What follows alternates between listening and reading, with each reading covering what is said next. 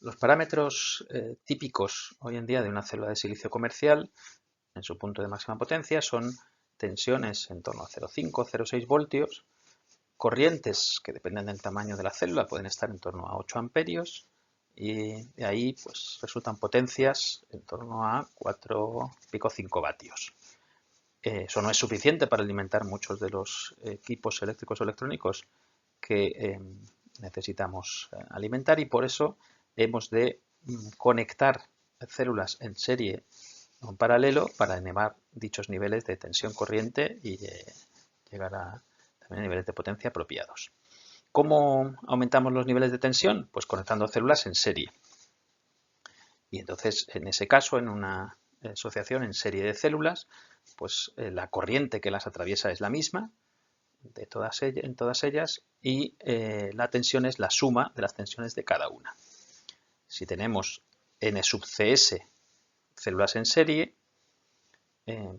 y todas las células son idénticas y están sometidas a las mismas condiciones de operación, pues la tensión que vamos a tener en la asociación en serie será n sub cs por la tensión de una de ellas.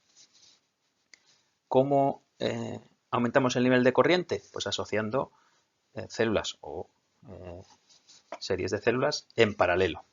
De esa forma, cada rama tendrá la misma tensión y la corriente será la suma de las corrientes de cada rama. Tenemos n sub cp ramas, el número de ramas en paralelo, las células son idénticas, están sometidas a las mismas condiciones de operación, pues el nivel de corriente del conjunto será n sub cp por la corriente de una de las ramas, que es igual a la corriente de una de las células. Bueno, en esas condiciones también podemos decir que la potencia que entrega el conjunto pues será la potencia de una de las células por n sub cs, número de células en serie, por n sub cp, sería el número de ramas en paralelo. Esta es la principal función de esta asociación que llamamos módulo fotovoltaico o panel solar, ¿vale? El asociar células para alcanzar los niveles de tensión corriente, por tanto potencia apropiados, pero además el conjunto pues tiene otras funcionalidades, ¿no?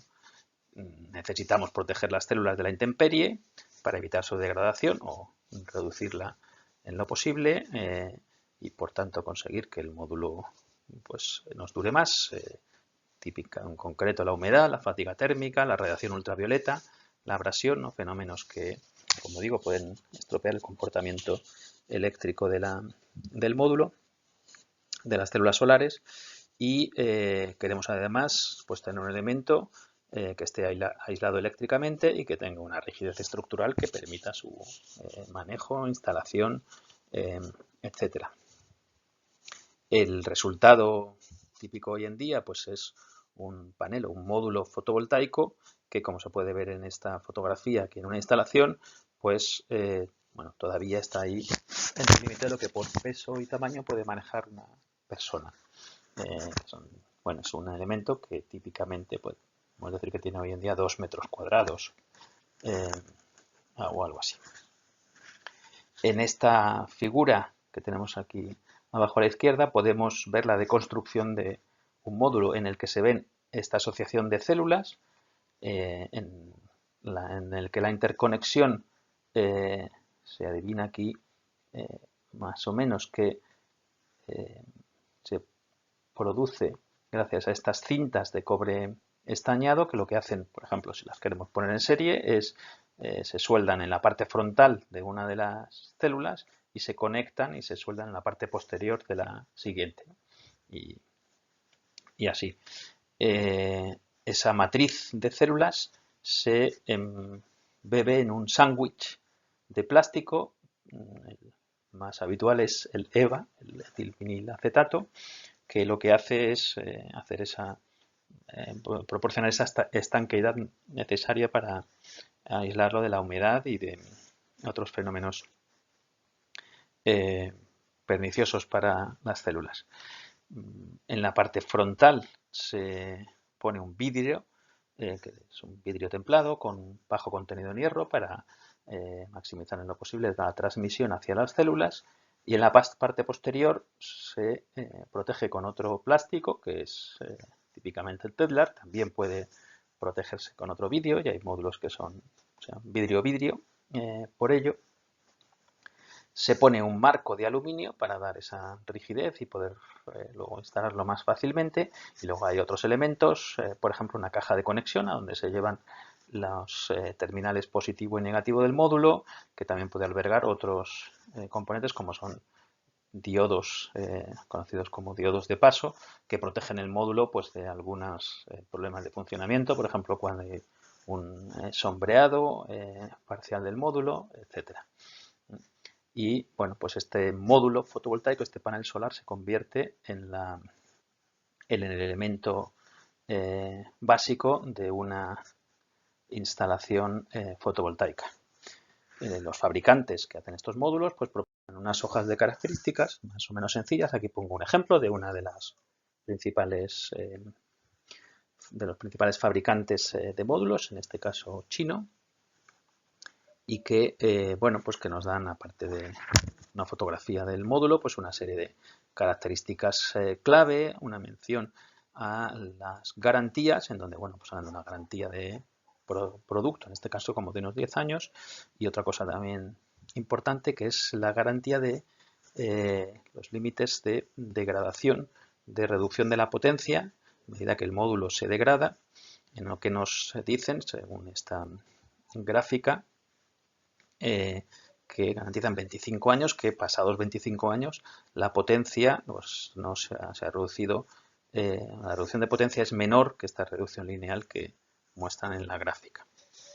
Pues también dibujan las dimensiones del módulo, dan algunas características generales y luego unos parámetros eléctricos, que es donde, bueno, quizá lo que más nos interesa a nosotros, en donde una de las primeras cosas que podemos ver es cómo nos proporcionan, al igual que para la célula, pues definíamos la corriente de cortocircuito, la tensión de circuito abierto, la corriente del punto de máxima potencia, tensión del punto de máxima potencia, la eficiencia o la potencia total.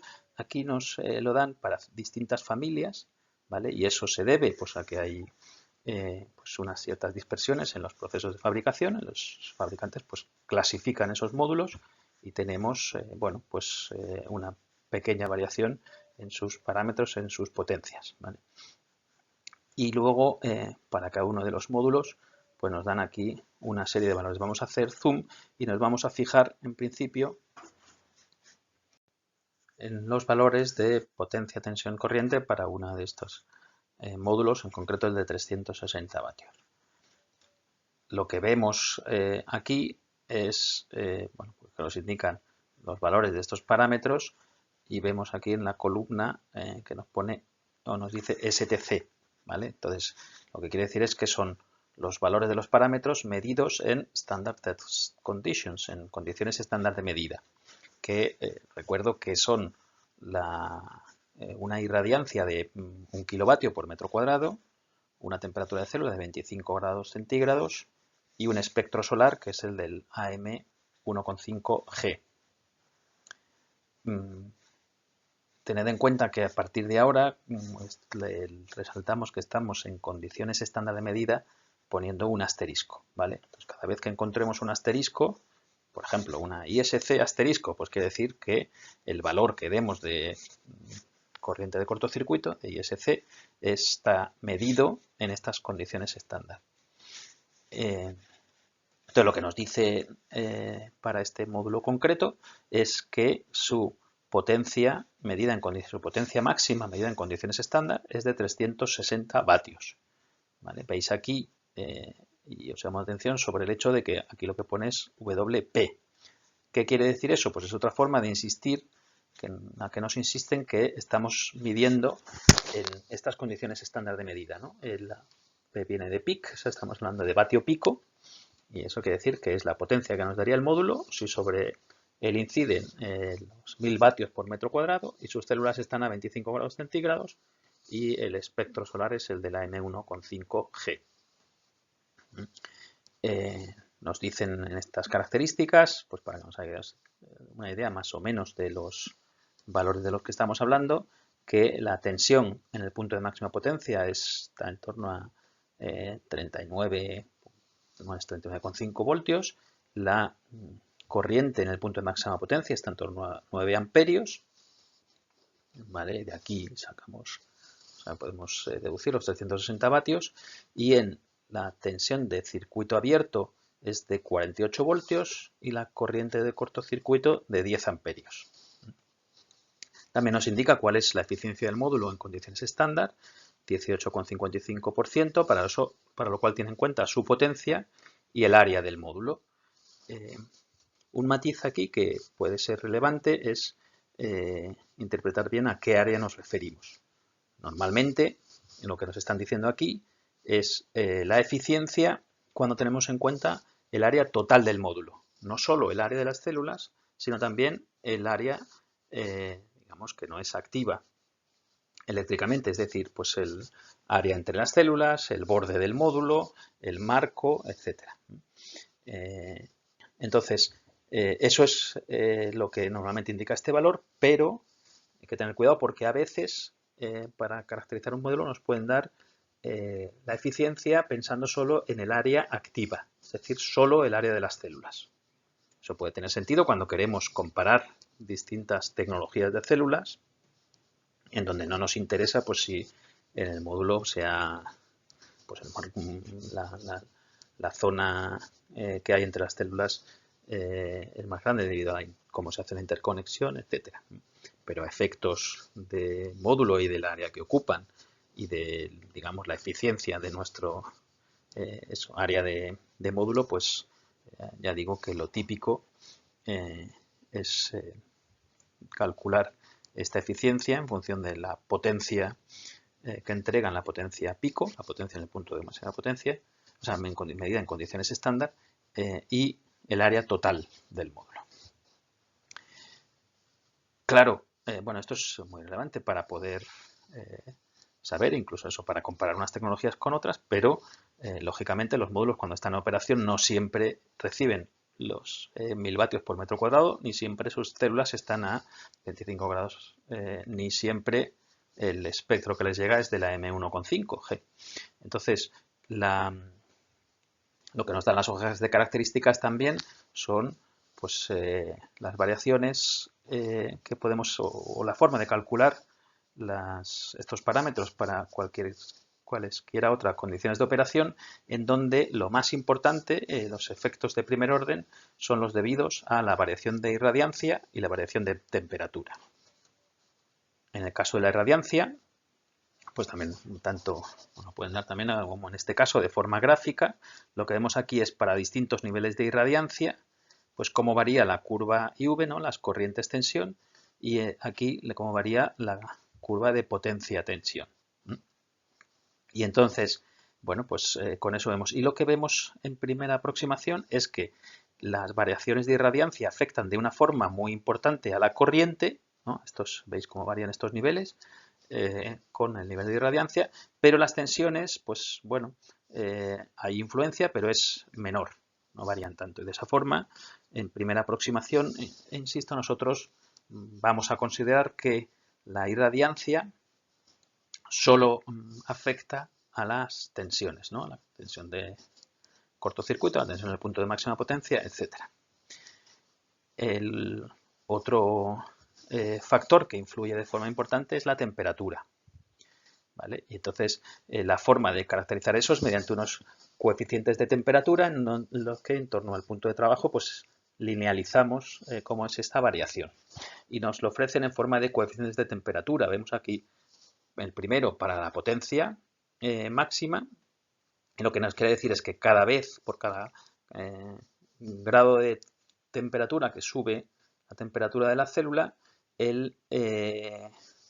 la potencia baja un 0,37%, ¿vale? Este signo negativo quiere decir que al aumentar la temperatura se reduce la potencia. Vemos aquí el coeficiente de temperatura para la tensión de circuito abierto, que es también cada vez que la temperatura sube un grado, la temperatura de la célula sube un grado, la tensión de circuito abierto baja 0,28%. Y en el caso de la ISC, de la corriente de cortocircuito, cada vez que la temperatura sube un grado, la corriente sube pero solo sube un 0,048%. Entonces, por ejemplo, aquí se ve claramente cómo la variación o el impacto de la temperatura en la ISC es mucho menor que en la VOC, ¿no? Las variaciones en la corriente debido a la temperatura son mucho menores. Aquí vemos que es un orden de magnitud menos que el de la VOC, lo que nos lleva, primera aproximación, a decir que la temperatura no influye en la corriente de cortocircuito. Entonces, sino que influye sobre todo en la tensión y, bueno, también hay otros efectos que hacen que cuando esto repercute en la potencia, también hay otros factores que hacen que estos coeficientes sean distintos, pero que no tienen mucho que ver con la variación en la corriente. Estas variaciones hay que tener en cuenta que dependen de la temperatura a la que se encuentran las células del módulo, ¿vale? No la temperatura ambiente. Entonces, nosotros en general, pues tenemos métodos relativamente sencillos, muy sencillos, de saber cuál es la temperatura ambiente, pero nos puede ser más difícil saber cuál es la temperatura real de las células, ¿de acuerdo? Porque están encapsuladas entre el plástico, el vidrio, etcétera. Entonces, lo que nos ofrecen las hojas de características y los fabricantes es también un método para poder calcular a partir de la temperatura ambiente cuál es la temperatura a la que se encuentran las células del módulo, ¿vale? Y eso lo hacen pues dándonos lo que llaman la NOCT o la TONC, en las siglas en español, es la temperatura nominal de operación de la célula. En este caso veis que el valor típico es de 45 grados. ¿Qué quiere decir eso? Bueno, esta es la temperatura a la que están las células, lo han medido en el laboratorio, el fabricante, en unas condiciones que son distintas, mucho cuidado, a las condiciones estándar de medida. Esas condiciones ahora no son de 1 kilovatio por metro cuadrado de irradiancia, sino que son de 0,8 kilovatios por metro cuadrado. Una temperatura ambiente de 20 grados, ¿vale? No temperatura de célula, como pone aquí, sino temperatura ambiente de 20 grados, un espectro que es el AM1,5G y otra cosa adicional que es la velocidad del viento, porque eso pues hace que haya, ¿no?, que tengamos que tener en cuenta pues cómo se disipa el calor por convección y nos dan una temperatura, una velocidad de viento de 1 metro por segundo, ¿vale? Entonces, ¿por qué? Bueno, estas condiciones hay que tenerlas en cuenta porque sabiendo cuál es la temperatura nominal de operación de la célula y sabiendo cuáles son estas condiciones, yo podría deducir cuál es la temperatura de las células del módulo a partir de la temperatura ambiente. Y lo hago con esta expresión en la que también pues, implica una linealización, ¿no? Entonces yo digo que la temperatura de la célula pues será la NOCT menos 20 grados, ¿vale? Que es la temperatura ambiente para la que he medido esa NOCT, ¿vale? Partido por los 0,8 kilovatios por metro cuadrado por la irradiancia que tenga en ese momento, ¿de acuerdo? Más la temperatura ambiente real.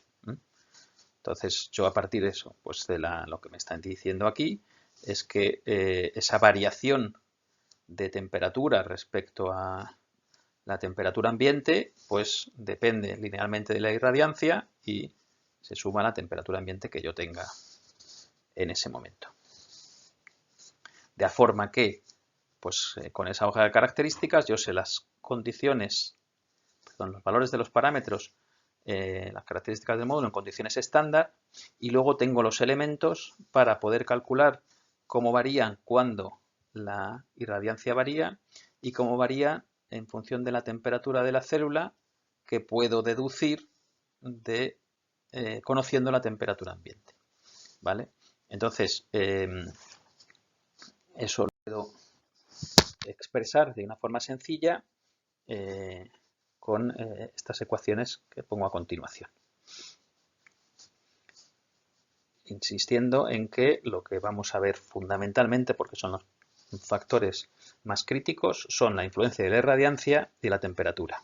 Entonces, ¿Cómo calculo a partir de las condiciones estándar cuál es la corriente del módulo, en concreto la corriente de cortocircuito en otras condiciones de irradiancia? Pues es lineal, ¿vale? Y aquí ya he comentado antes que cuando pongo el asterisco es condiciones estándar, ¿vale? Esta G asterisco es la irradiancia en condiciones estándar, 1 kilovatio por metro cuadrado, y esta ISC en condiciones estándar, pues es la corriente de cortocircuito medida en condiciones estándar.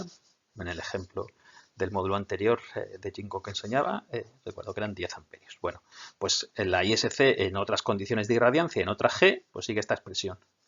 Y consideramos que la tensión no varía, ¿vale? Es una variación despreciable, como he comentado antes. En el caso de las temperaturas, ignoramos o despreciamos la variación que experimentan las corrientes, la corriente de cortocircuito, y la tensión de circuito abierto la calculamos a partir de la tensión de circuito abierto en condiciones estándar, con esta expresión, con una variación que lo que hace es un factor de temperatura, el coeficiente de temperatura, que para el caso de la VOC solemos llamar beta, ¿no? Esta variación que hemos dicho que era negativa, es decir, al aumentar la temperatura se reduce la VOC, valores típicos en silicio en torno a 0,3, 0,4 por ciento por grado centígrado, ¿vale?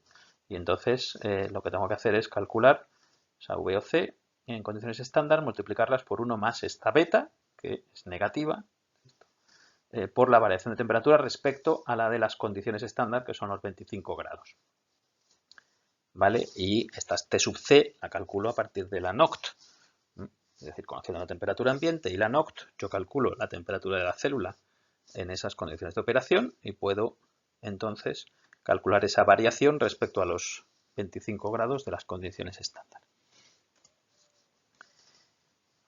La suma de estos dos efectos también puedo ver que se traslada a la potencia, en donde tengo también en cuenta otros efectos más de segundo orden, de forma que lo que yo tengo es que la potencia en condiciones distintas a las estándar va a ser la potencia en el punto de máxima potencia, la potencia máxima en condiciones estándar por, dependiendo linealmente de la irradiancia y por tanto multiplicado por la irradiancia y dividido por la irradiancia en condiciones estándar y afectado por el coeficiente de temperatura, que para el caso de la potencia llamamos gamma, y bueno, pues es entre 0,4 y 0,5% por cada grado centígrado.